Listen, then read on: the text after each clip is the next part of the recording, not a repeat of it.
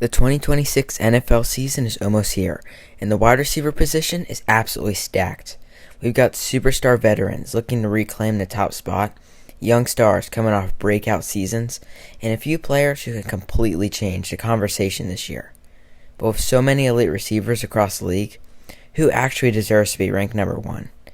In this video, I'm ranking the top 10 wide receivers heading into the 2026 season, and there are definitely a few names on this list that might surprise you. Let's get into it. CeeDee Lamb is definitely coming off a down year. Out of 14 games, he only had 75 receptions, 1,077 yards, and 3 touchdowns. Even though he did break 1,000 yards, it's nothing compared to 2024's 1,194 yards and 101 receptions, with only one more game. Despite the poor stats last season, we all know that CeeDee Lamb is a super talented receiver, and with Dak Prescott at quarterback, he's going to have a great year. But because of that poor stats last season, I have to put him at number 10 going into 2026.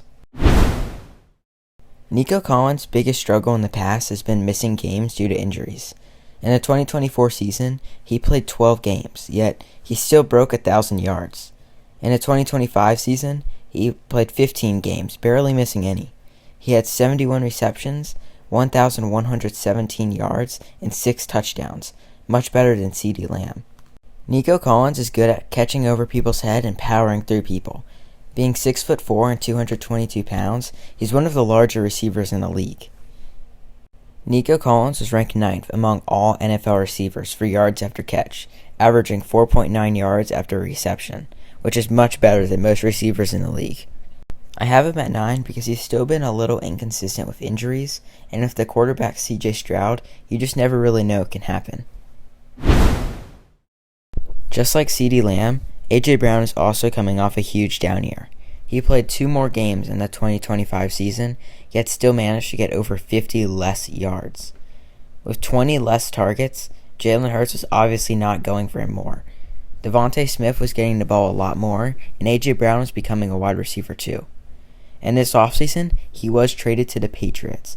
Now being paired with Drake May and being the wide receiver 1 and the sole wide receiver for Drake May to throw to on the team, he's going to get a lot more yards, a lot more targets, and a lot more touchdowns.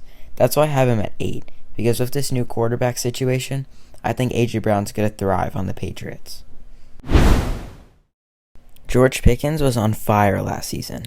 He played every single game, racked up 93 receptions, 1,430 yards, and 9 touchdowns, tripling his touchdown amount from his 2024 season. In Pittsburgh, Pickens got himself into trouble. He racked up over $90,000 in league fines and only had 900 receiving yards. So when he was traded to Dallas, it didn't look like much was going to come out of it. But George Pickens turned things around real quick. Him and Dak Prescott look like they've been playing together for years, and he pretty much dominated the entire season, even kind of replacing CeeDee Lamb as his number 1 target. I would have Pickens higher, but because he's kind of competing for that number 1 spot with CeeDee Lamb, and there's 2 really good receivers to switch between, he's going to have to go at 7 for now. But he could definitely prove me wrong if he continues this way. In 2025, Drake London definitely dealt with some injuries. He only played 12 of his 17 games, got 63 receptions and 919 yards. Now, that might sound bad, but talent-wise, I think Drake London is definitely a lot better than people give him credit for. In 2024, he had 100 receptions and 1,271 yards, including 9 touchdowns. And with quarterback issues, obviously things are going to go wrong. But I have him above George Pickens because, again, George Pickens kind of has to split receptions with CeeDee, not getting it all for himself like Drake London does. That's why I have him at number 6. I don't want to put Justin Jefferson at 5, but I'm going to have to. Because of quarterback issues, Justin Jefferson had a huge down year last season. Playing all games, he only had 84 receptions and 1,048 yards. Now, considering the circumstances, getting 1,000 yards out of J.J. McCarthy is actually pretty good. J.J. McCarthy targeted Justin Jefferson 67 times and only completed 32 of those passes. Justin Jefferson also hasn't missed a single game in 5 seasons, so it's definitely worthy that he's probably going to continue that streak and play every game, allowing him to get more yards, which is why I still have him high on this list. But with Kyler Murray and J.J. McCarthy being the two quarterbacks that might pass to him, I don't have this lot of confidence that it's going to be a huge upgrade from last season. That's why I have him at number 5. Amon-Ra St. Brown is definitely worthy of the 4th spot. Last year, he was ranked 3rd among all receivers in yards after the catch, recording 582 yards after his reception. Last season, he played all 17 games, racked up 117 receptions, and 1,401 yards. It definitely helps that he has a strong quarterback with Jared Goff. Last season, he had a 68% completion rate, 10th among all NFL quarterbacks. The Lions did surprisingly bad last season, finishing 9-8 and last in their group. But I think in 2026 they could really put up a better performance. Their offense is really strong, and their defense has gotten better. So I think Amon-Ra St. Brown is really going to get better this season. It's common knowledge that last season JSN was one of the best receivers in the league. Seattle's paying him the highest out of any receiver in the entire league, at $42.15 million every single year.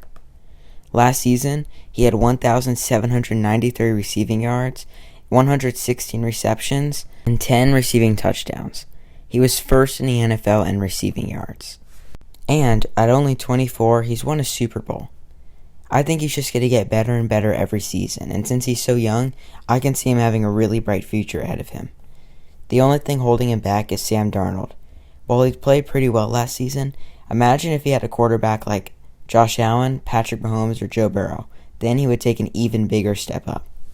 The only reason I have JSN at 3 instead of higher is because it's still only one breakout season, and he hasn't really proved he can consistently be an elite receiver. At number 2, I have Jamar Chase. I feel like last season, people didn't give Chase enough credit. There was definitely some struggles with backup quarterbacks. After Joe Burrow started games 1-4, he was injured. Jake Browning took over and played 3 games before it got so bad that the Bengals had to trade for Joe Flacco, giving up a 5th-round pick. Joe Flacco played 6 games, and then Burrow, after recovered from his injury, played the final 3. Even playing the majority of last season with backups, Jamar Chase still pulled in an impressive 125 receptions, 1,412 yards, and 8 touchdowns. Still one of the best in the league with backups. Jamar Chase is elite with short routes, long routes, medium routes, everything, and he only had a 3.2% drop rate, 6 drops out of 185 total targets. Definitely a well-deserved 2 spot, and I'm excited to see what next year brings with Joe Burrow staying healthy, hopefully. And at the number 1 spot is Puka Nacua. Puka Nacua is a beast of a receiver.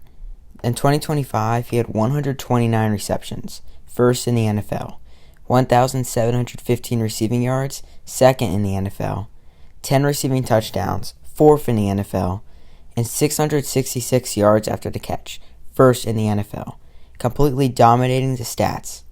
And with Matt Stafford being the one throwing him the ball, it's safe to say he deserves the 1 spot. As long as his biting problem doesn't cause a suspension, I think Puka Nacua is going to be the top receiver for years to come. But hey, the season hasn't even started, and these are just guesses. Some receivers can go up and surprise everyone. For all I know, Garrett Wilson will be the top receiver next year of Geno Smith. But that's what makes the NFL so exciting. You never know what's going to happen next.